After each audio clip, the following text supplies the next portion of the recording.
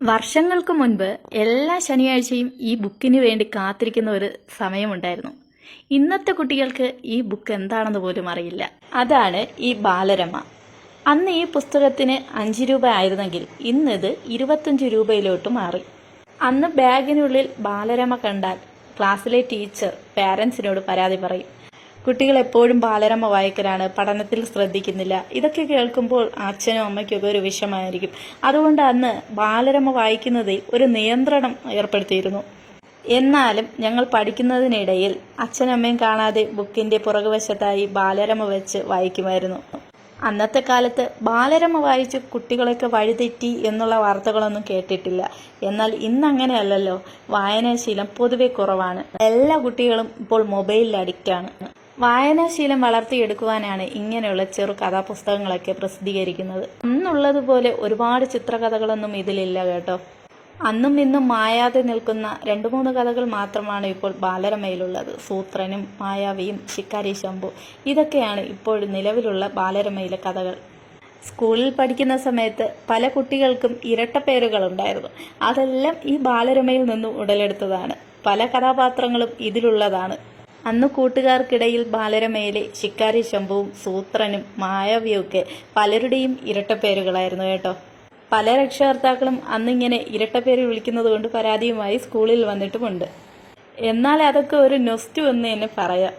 ഏറ്റവും കൂടുതൽ പേരും വിളിച്ചിട്ടുള്ളത് ലുട്ടാപ്പി എന്ന കഥാപാത്രമായിരിക്കും. ശനിയാഴ്ചകളിൽ ബാലരമ വന്നാൽ ആദ്യം വായിക്കുന്നത് ഞാൻ മായാവിയായിരിക്കും കേട്ടോ. അത് കഴിഞ്ഞിട്ടായിരിക്കും മറ്റുള്ള കഥകൾ. സൂത്രനും അത്ര നിസ്സാരക്കാരനല്ല. പലർക്കും സൂത്രനെന്നും ഷേരുവെന്നൊക്കെ പേര് കാണും. ഇവർ 2 കഥാപാത്രങ്ങളും ഇപ്പോഴും മനസ്സിൽ മായാതെ നിൽക്കുന്നവയാണ്. പല കുട്ടികളും അന്ന് ബാലരമയിൽ അഡിക്റ്റായിരുന്നു. ഇന്ന് മൊബൈൽ ഫോണിൽ അഡിക്റ്റ് ആയതുപോലെയാണ് അന്ന് ബാലരമയിൽ അഡിക്റ്റ് ആയത്. ശിക്കാരി ശംഭുവിന്റെ കഥയൊക്കെ വായിച്ചിട്ട് പിറ്റേ ദിവസം സ്കൂളിൽ വന്ന് അത് അഭിനയിച്ച് കാണിക്കുന്ന കൂട്ടുകാരും ഉണ്ടായിരുന്നു. എന്തായാലും അതൊക്കെ മറക്കാൻ പറ്റാത്ത ഒരു കാലഘട്ടമാണ്.